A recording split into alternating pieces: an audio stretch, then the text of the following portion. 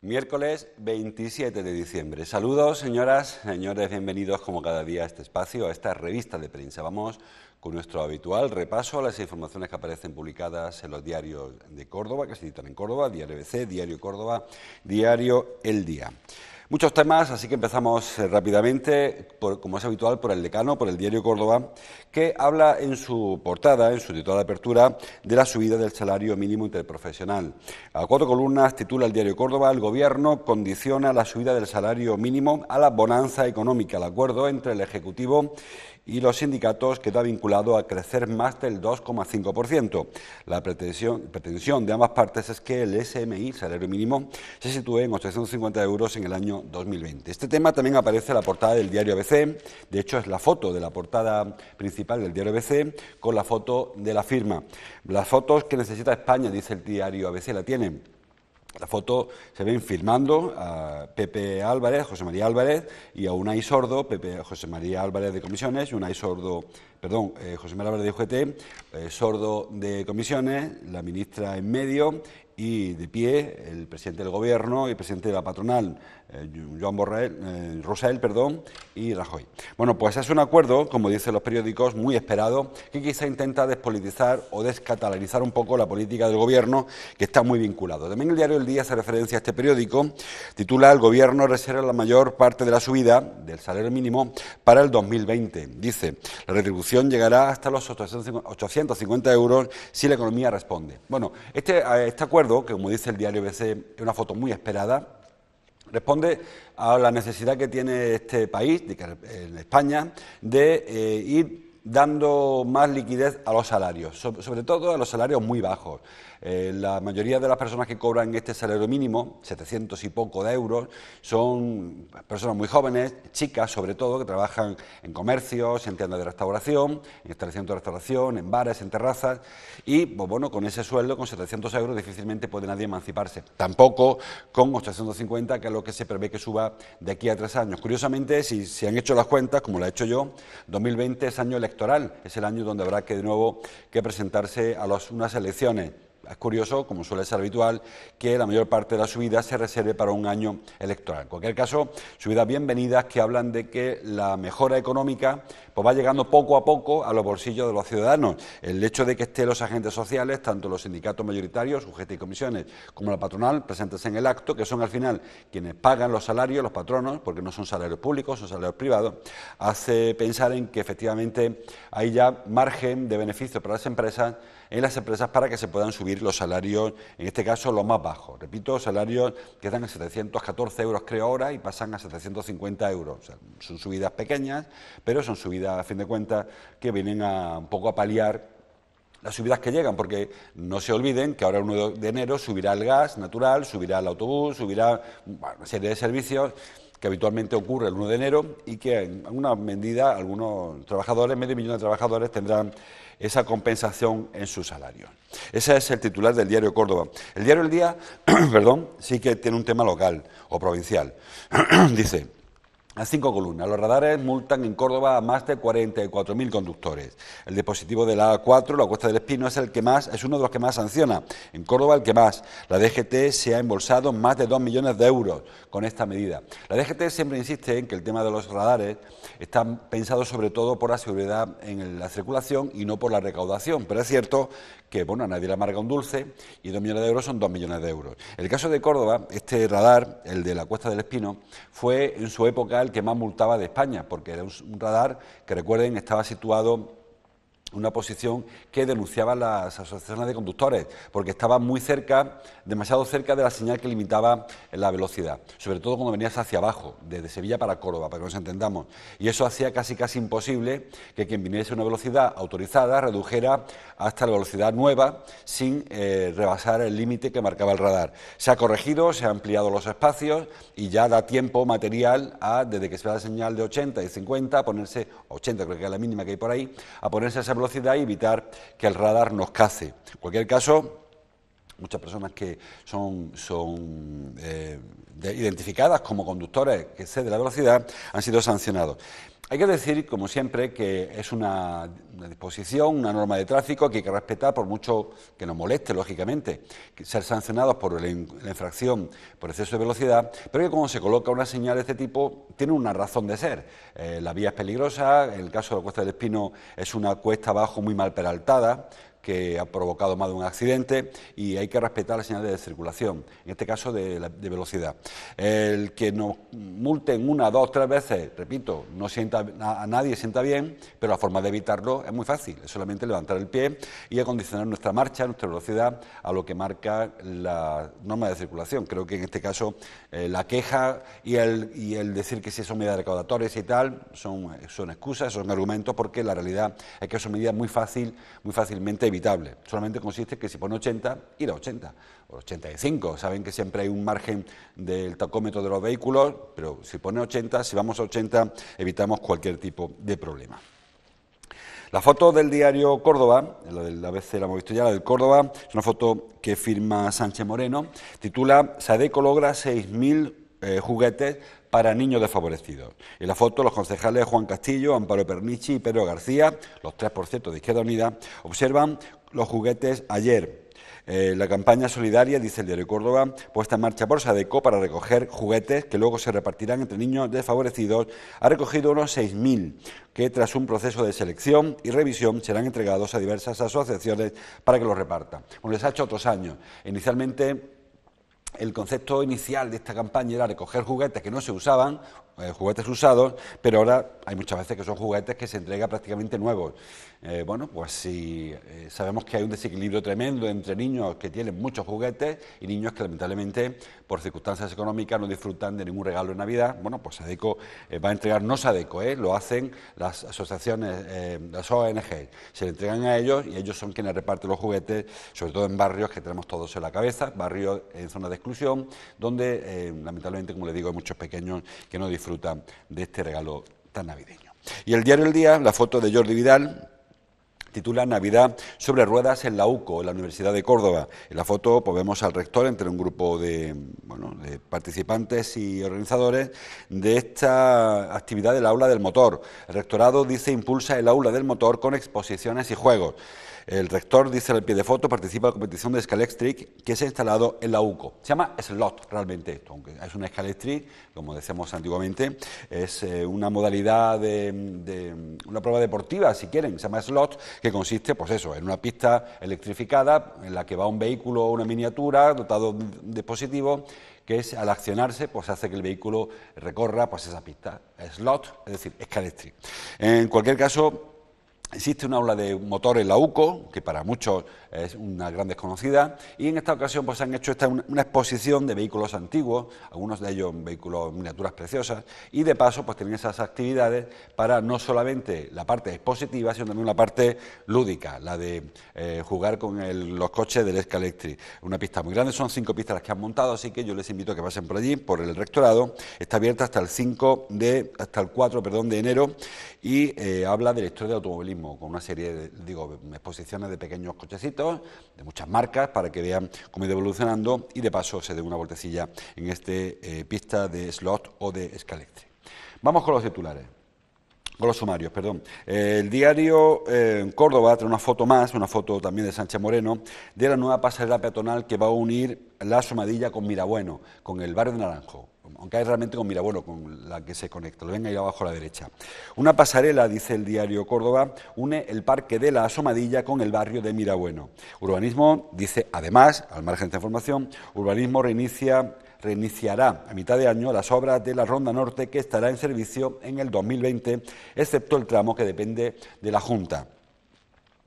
El diario El Día, en este mismo tenor, habla también de la obra de la Ronda, titula Urbanismo construirá un carril bici en su tramo de la Ronda Norte. El proyecto cuenta con un presupuesto de 10 millones de euros. Y el diario ABC, seguimos viendo la portada del Córdoba, El Día hace referencia a esa que les digo, y lo ven en el sumario, y el ABC también trae una foto que no la firma nadie, titula La Ronda Norte estará en uso a finales del año 2019, o 2020, dice el diario El Día.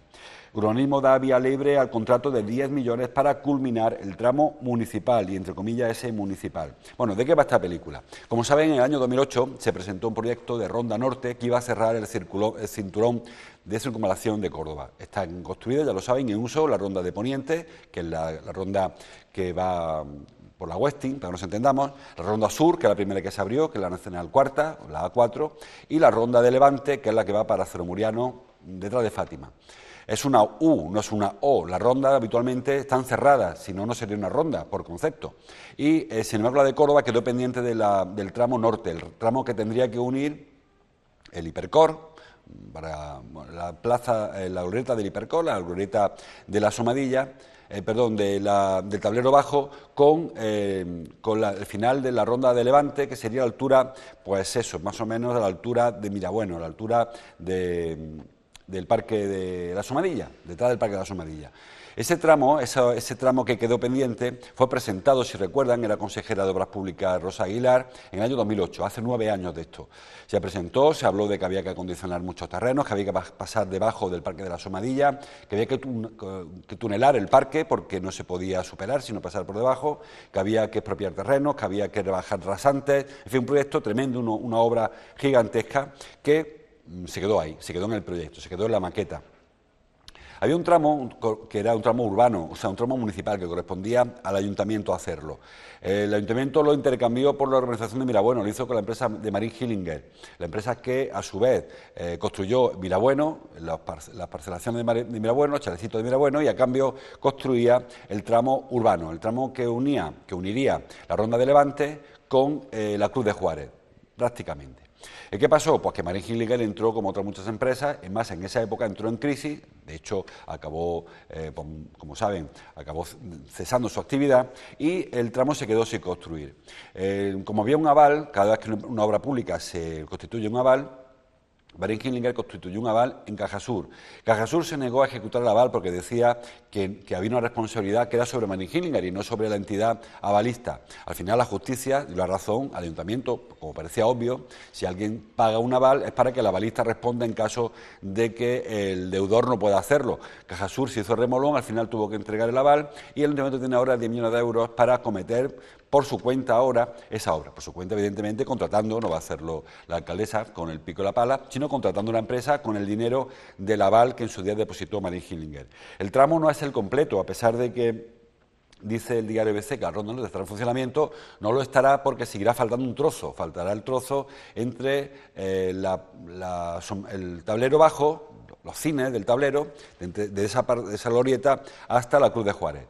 Es una zona que corresponde a la Junta de Andalucía, es un tramo que tiene que pasar debajo de la carretera de Vía del Brillante, que tiene que superar también la zona de la Asomadilla, un tramo complicado, ¿no? porque es un tramo el más complejo de toda la ronda. De hecho, la Junta de Andalucía, cuando se le ha preguntado si es cierto que la Junta no va a seguir con su proyecto, porque Pedro García ayer presentó ese tramo municipal y dijo que la Junta ni está ni se le espera, la Junta ha dicho que sí, que está y que hay que esperar, porque aún no hay capacidad financiera para acometer el tramo que le corresponde al Gobierno autonómico, a la Junta de Andalucía. Así que el tramo se irá acercando poquito a poco, el tramo de la Ronda Norte se irá acercando hacia la Ronda de Poniente, pero aún le quedan muchos años para que se cierre. El tema de que haya un carril bici, como dice el diario El Día, cambia la filosofía de la ronda. Hasta ahora la ronda, si ustedes son usuarios de la ronda, pues habrán visto que es una vía rápida, desde la carretera del Muriano hasta la carretera, la glorieta del Hipercor, no hay semáforos, no hay ni siquiera paso de peatones, es una vía rápida en la cual se puede circular a velocidades en torno a 80 km por hora.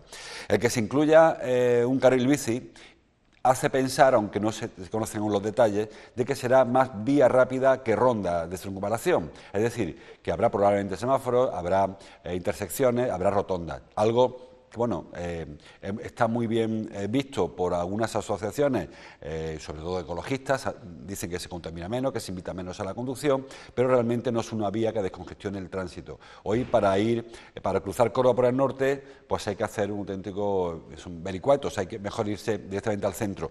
Estas rondas intentan descongestionar el tráfico en el centro de las ciudades. Si la ronda no es eficaz porque no se puede circular rápido, no sé hasta qué punto es útil. En cualquier caso, el proyecto Tiene ese presupuesto que ya está librado porque viene del aval, el proyecto estaba redactado previamente, con lo cual solo hace falta que a mediados de año que viene se ponga en marcha y en un plazo que también se acerque, como decíamos antes en el tema del salario mínimo, a las elecciones del año 2020, pues 2019 en el caso de las municipales, pues se pueda poner en marcha este Ronda Norte que vaya cerrando cada vez más el anillo de circunvalación. Una buena noticia, pues sí, quizá no satisfaga a todos los conductores, pero sí que va acercando el proyecto definitivo de cerrar el anillo de circunvalación de Córdoba. En cuanto a la pasarela que se ve en el diario Córdoba, bueno, pues es una especie de túnel. Ahora está muy feo porque está con toda la estructura metálica vista. Se supone que eso con el tiempo se irá recubriendo de vegetación para disimularla un poco, para esconderla del impacto visual, y lo que hace es unir la Asomadilla con Mirabueno. Se amplía de alguna manera la Asomadilla porque también hay zona verde de Mirabueno y se da un acceso al parque que no sea solo por la zona de Cruz de Juárez. Así que una gran iniciativa también y que estará en uso, pues como dicen los periódicos, a finales de enero.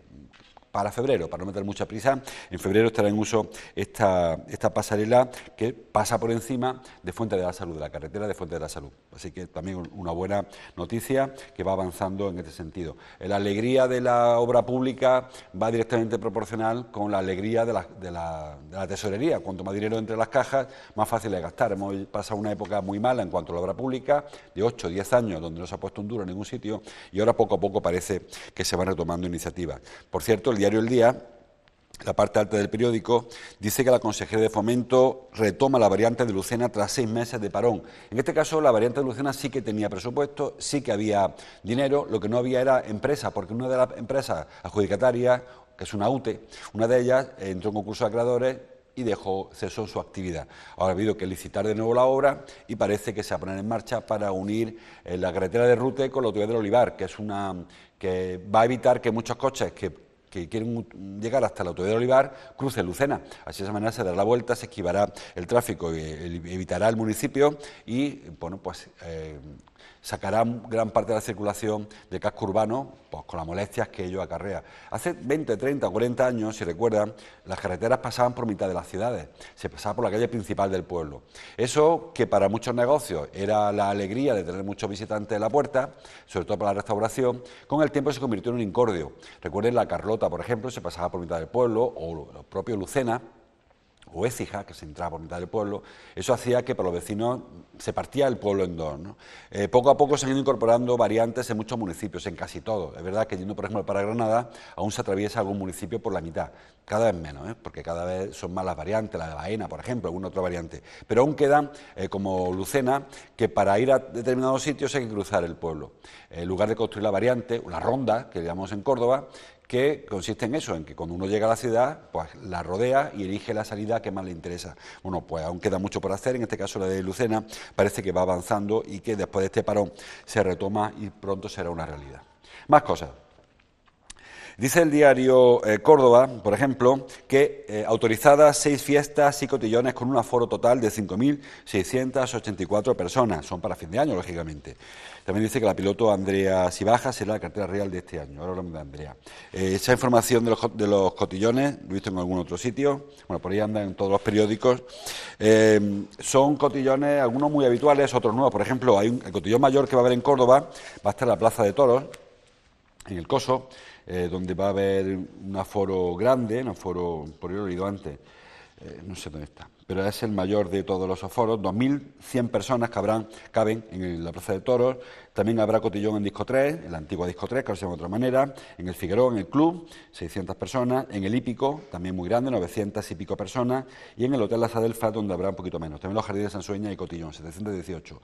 Así que, bueno, pues ahí tiene la oferta de cotillones públicos. Lógicamente luego habrá fiestas particulares y muchos establecimientos que harán sus fiestas de fin de año, pero el concepto cotillón, el autorizado son solamente estos 6, el resto, como siempre decimos, tengan cuidado si van a contratar un cotillón, si está o no autorizado y si cuenta o no con la medida de seguridad que se le exigen, porque en muchas ocasiones el pedirle o no la autorización va en consecuencia de que no tienen la medida de seguridad que se le exigen. ¿Qué me refiero con esto? Hay muchos grupos que organizan fiestas privadas semiprivadas en locales que no tienen el aforo, no cumplen con el aforo permitido o no cuentan con la medida de seguridad exigida, con puertas de emergencia, etcétera, etcétera. Para evitar que le digan que no, por eso se le pide permiso. Se abre con el concepto de fiesta privada, pero las medidas de seguridad deben ser las mismas porque las personas que están ahí también tienen el mismo derecho, lógicamente, a contar con las medidas que se exigen para los cotillones que sí que son legalizados, no legales o autorizados. Así que cuidado con lo que hacemos, que luego ojalá no pase nada, pero en caso de pasar es más probable que ocurra en una fiesta no autorizada o que no ha pedido permiso directamente que una de estas fiestas que sí que están autorizadas. Más cosas.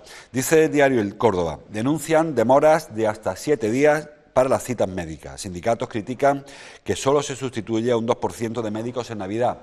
2% de médicos, dice el sindicato médico, 10% de enfermeros, dice el SATSE. Bueno, no sé si es el 2 o es el 10, seguro que la gerencia del SAT dice otra cosa, pero lo cierto es que hay una merma en las plantillas de los facultativos, de los profesionales, durante la Navidad, que coincide además con picos de asistencia básicamente por la gripe, porque bueno, la gripe está actuando y eso hace que hayan personas en las urgencias y también en los hospitales. El SATSE y el sindicato médico denuncian, como todos los años, que esto son medidas mercantiles, que se trata solo de ahorrar y que cuando un médico toma sus vacaciones, un enfermero sus vacaciones, o una baja por enfermedad, por maternidad, por lo que sea, no se sustituye, porque además a esta altura de año queda poco dinero en las cajas como para nuevos contratos. Esto es como hablamos antes de los cotillones, mientras que no ocurre nada, pues no ocurre nada. El problema es cuando los picos asistenciales se disparan, cuando las colas se eternizan y cuando, por ejemplo, como dice el diario Córdoba, hay que esperar hasta 7 días para una cita médica. Esto es un problema, lógicamente, es una situación que no desea nadie, ni el enfermo ni el facultativo, y tampoco, supongo, la autoridad sanitaria, pero que se produce.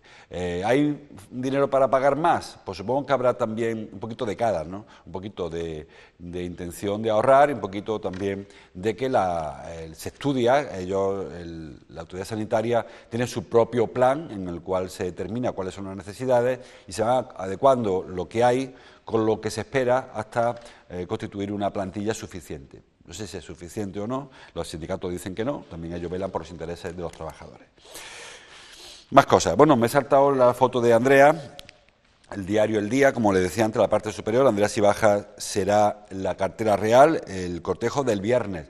Bueno, del viernes no será este viernes, será el siguiente viernes, que nadie vaya a buscarla, porque es el cortejo que precede a los Reyes Magos, creo, ¿no? No sé si esto me he equivocado yo de fecha, pero yo creo que la cartera va después, ¿no? Igual me he equivocado ya realmente este viernes. Bueno, si lo encuentro, le digo qué día es el viernes. Pero en cualquier caso será Andrea Sibaja, la piloto, la primera mujer que compitió en un mundial de motociclismo, que es cordobesa, como saben, quien va a encarnar a la cartera real. Hace un recorrido recogiendo cartas, etcétera, etcétera, que luego se entregan a Su Majestad los Reyes Magos para que el día 5, esto sí que el día 5 seguro, pues haga el recorrido normal de la carrera oficial, que es muy parecido. Creo que este año termina en otro sitio, pero el recorrido básico es muy similar al de otros años. Ya hablaremos también de la cabalgata cuando se vaya acercando. Así que enhorabuena, Andrea, que sé que le hace mucha ilusión cómo recogen los periódicos. Más cosas en lo local, el diario que me quedaba, el diario ABC trae en cuanto a lo local el tráfico. Ayer Andrés Pino, el concejal de movilidad, fue para otra cosa, presentó un programa que se llama Diviértete Navidad en el centro vial para pequeños durante la Navidad, talleres y divertimento y tal, y aprovechó para hablar de la segunda fase del plan de tráfico en el centro. Dice el diario ABC, el ayuntamiento volverá a recortar el número de pases para entrar en coche a los colegios. Como saben, el plan de tráfico en el centro se diseñó, pero no se atrevió el área de movilidad a ponerlo en marcha de una vez porque temía que se provocara algún caos. Saben que es bastante habitual que la movilidad o el tráfico en Córdoba se funcione en base a ensayo-error. Yo pruebo a cerrar una calle, si se monta un lío gordo, la abro otra vez y cierro otra. Parece que en esta ocasión está durando mucho más el plan, algo que hay que agradecer a los técnicos porque se ve que lo han trabajado bastante más, pero se hizo solamente en una fase. Ahora la idea es que a partir de enero se active la segunda fase de este plan de tráfico, se limita aún más el acceso de los vehículos al centro, no es que además pasen unas fiestas en las que el centro suele estar muy concurrido por las compras navideñas, etcétera, y se va a empezar a recortar aún más. Se deja la entrada por Valladares, por San Pablo y por Alfaro, básicamente al centro, y la salida pues, por San Álvaro y por la calle La Feria, fundamentalmente, sería del centro. Los residentes tendrán sus tarjetas y quizá la novedad, como dice el diario ABC, es que se van a limitar los pases para los padres que van a llevar a sus hijos o a recogerlos de los colegios que hay en el Toro de las Tendillas, fundamentalmente, que es donde hay más padres y madres que llevan a sus hijos, ¿no? Tanto el Instituto Góngora, el Maimónides y los colegios en la calle Gondomar, en fin, los colegios de la Compañía, los colegios que están en el centro. Eso, lógicamente, va a provocar molestias en los padres, aunque es cierto que en esta primera fase se dieron tarjetas a todo el mundo. Incluso no se pidió demasiado para la hora de pedir tarjetas. O sea, quien pedía tarjeta se le entregaba, sin ver si en la misma familia había un coche o dos coches, o tres coches, o los coches que tenga cada cual, si realmente los alumnos eran pequeñitos o eran más mayores, en fin, de manera que, según decían las asociaciones que intentan restringir el tráfico en el centro, se dieron más tarjetas que vehículos entran a diario al centro. O sea, que hubo gente que la pidió para un por si acaso. O sea, de los que no van habitualmente a llevar a su hijo al colegio, pero vaya que un día llueva, pido la tarjeta. Parece que en esta ocasión se va a ser más restrictivo y se va a intentar que solamente quienes necesiten tarjeta reciban la tarjeta. Bueno, si algún día algún ayuntamiento, este o el que venga o el siguiente, se decide a cerrar el tráfico directamente al centro, como ocurre con la calle Capitulares, por ejemplo, o como ocurre con las Tendillas, o como ocurre con otras calles que están cerradas y no pasa nada, como ocurre con la calle Cruz Conde, supongo que habrá que arbitrar medidas alternativas de tráfico para conseguir eso, que se vaya poco a poco, se vaya cerrando del todo. Pero siempre que haya tantas excepciones a la norma, entre el transporte de residentes, el transporte público, el transporte de los padres, las emergencias y algunos vehículos que están autorizados por cuestiones puntuales, el tema de las mudanzas, el tema de acompañar a un familiar, mayor de edad sobre todo, al final hay mucho tráfico en el centro, que no sé si la medida... Habría que un día analizar cuántos coches entran y cuántos entraban, pero creo que después de los planes de movilidad no se pide tanto tráfico como se esperaba, como inicialmente se temía. La única referencia que nos queda local es para Fernando Tejero, para nuestro actor cordobés, que aparece en la portada del ABC. Dice: Fernando Tejero vuelve al Gran Teatro con La cantante calva, una obra de Ionesco, Teatro del Absurdo, que bueno, viene al Gran Teatro con nuestro paisano. Es una obra rara, ya les digo, que muchos la conocerán, una obra casi de ensayo, en la que habla de incomunicación, y Tejero pues aprovecha esta obra. Es que es una obra muy de escuela de arte dramático, muy de instituto, porque es una obra que se utiliza de referencia por lo absurdo, casi cómico de las situaciones. Dice Tejero en la entrevista que le hace en el diario El ABC que es más una tragedia que una comedia, pero que la forma del diálogo, el diálogo tan absurdo que se produce en esta obra, pues hace que el público se ría, claro. Hay una escena, y hago un pequeño paréntesis, en la que un hombre y una mujer llegan a una habitación, empiezan a hablar, y al cabo de un rato hablando se dan cuenta de que son marido y mujer. Algo que provoca la hilaridad del público, pero que habla del drama que se produce en la incomunicación. Y hablamos de hace muchísimo tiempo, hace 50 años, no ahora con las redes sociales donde hay personas en la misma habitación que ni se hablan ni se miran. Bueno, pues esta obra la trae Tejero al Gran Teatro, es una obra muy representada, lógicamente, pero que llega ahora al Teatro de Córdoba. Está muy orgulloso de venir a su ciudad, a su público, a su teatro, y quien quiera pues tiene ocasión de ver a Fernando Tejero en esta faceta también de actor de teatro, que él dice que es el que más satisfacción le da. Bueno, yo creo que más satisfacción es quizá más popularidad, más dinero la da la televisión, después el cine y quizá luego, en tercer lugar, el teatro. Teatro que habitualmente es un género que le gusta mucho a los actores. Luego una serie de referencias de ámbito nacional, en un par de minutos se las cuento. Dice el diario ABC: 13 profesores investigados por hostigar a hijos de guardias civiles. La Fiscalía estudia una querella por un delito de odio, dice el diario ABC. Bueno, es una situación que yo creo que tiene razón en la Fiscalía en querellarse o en abrir esta investigación por el hostigamiento y por aprovechar ese adoctrinamiento que en ocasiones se hace de los colegios. Porque imagínense esta escena, en lugar de que un profesor le habla a un pequeño de lo mal que lo hace el Guardia Civil, que el profesor hablase, por ejemplo, dando la razón a un acosador, o a un hombre que pega a su mujer, o a una persona que ofende o una persona que xenófoba, por ejemplo, que ofende a las personas de otra raza o de otro color, pues sería objetivamente castigado y apartado de la docencia. Sin embargo, cuando el tema es la política y hay personas que tienen esa catalogación de buenos o malos, según que opinen, pasan más desapercibidos. Así que creo que hay que perseguir cualquier tipo de adoctrinamiento, de odio, cuando se refleja a los pequeños, que son tan esponjosos y son tan fácilmente maleables y tan reconducibles en sus conductas. Creo que es especialmente grave y hay que perseguir efectivamente. Habla del gobierno catalán también en el sumario de ABC, dice que el PP presiona a Ciudadanos para que no se rinda e intente formar gobierno. Hombre, yo creo que evidentemente Arrimadas ha ganado las elecciones, debería intentarlo, pero hay que recordarle al PP que también ganó Rajoy unas elecciones hace un par de ellas y decidió no presentarse, decidió que fuera Pedro Sánchez que lo intentara y que fracasara en el Congreso. O sea que haz lo que digo, pero no hagas lo que hago. En este caso creo que el PP no tiene demasiado argumento para exigir a nadie que haga lo que el PP no hizo en su día cuando Rajoy decidió no presentarse, no proponerse como candidato a la presidencia del gobierno, a pesar de que había ganado sus elecciones. Ahora exige a Arrimadas que lo haga ella. Entiendo que Arrimadas va a hacer lo que hizo el PP, no presentarse porque no sale las cuentas, por mucho que sume no le va a hacer la cuenta, y presentarse para perder, y un candidato le gusta que la gente en público le rechace, que es lo que ocurriría con Arrimadas. Habla de que la joven asesinada en Benicàssim fue metida a la fuerza en el automóvil de su expareja. Bueno, está todavía por demostrar, pero parece cada vez más claro que esta chica fue secuestrada por su antigua pareja, se encontró una navaja en el interior del vehículo, sé que chocó contra una gasolinera, y parece que este hombre mató a su expareja y se suicidó a él colisionando contra la gasolinera. Así que es un crimen más de violencia de género, repito, violencia, en este caso también odio, un poco vinculándolo con lo que hablamos antes del hostigamiento a los hijos de los guardias civiles.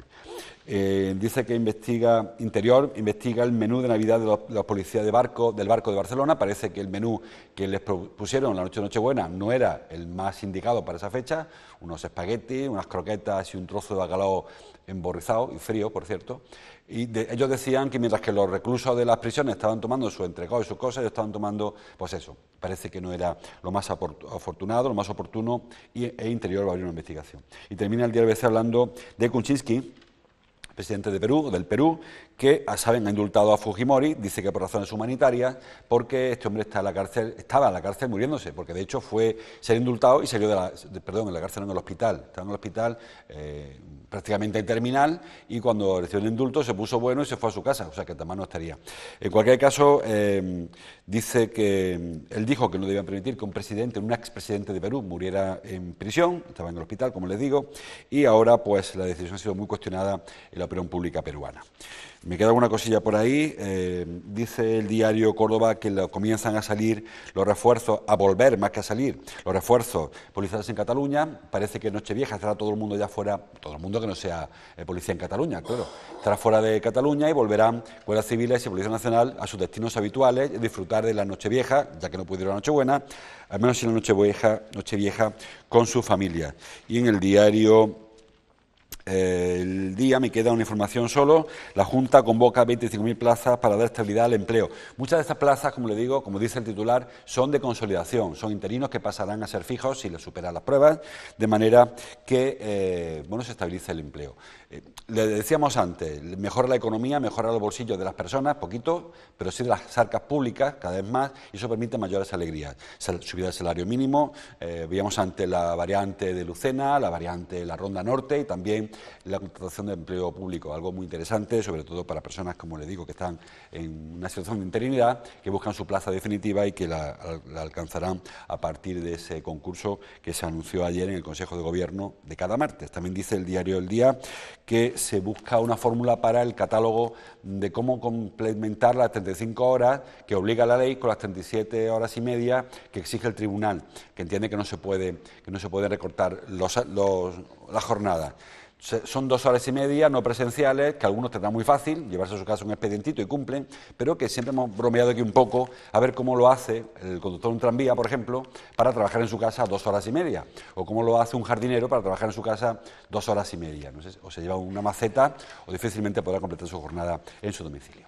Lo dejamos aquí. Mañana seguimos leyendo la prensa. Le dejo ahora, como cada día, con Ángeles Mellado con su Café y Media. Hasta mañana. Gracias por su atención.